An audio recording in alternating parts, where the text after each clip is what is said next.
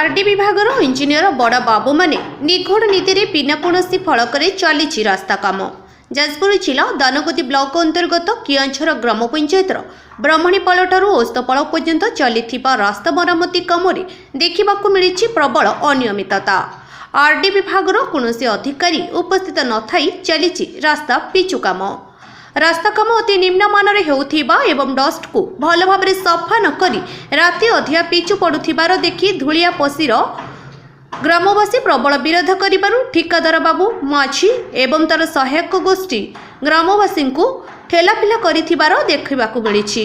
आहुरी मध्ये ठिकादार कहिसंती जहाकु कहिबार अछि कुह आमर केही किछि करि परिबे नाही।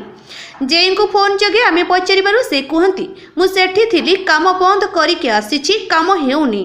डुबुरी एसडीएम को पचारिबारु कहंती मु जानिनी काम हेउछि बोली। जेई को पचारुछि दर्शक बंधु आ गोटे कहिथिले सत कहिथिले सरकारी का माल दरिया में डाल।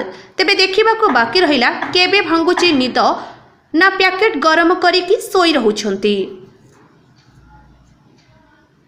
जाजपुर जिला दानगदी ब्लॉक रु घासीराम हेम्ब्रम को रिपोर्ट गुगली न्यूज।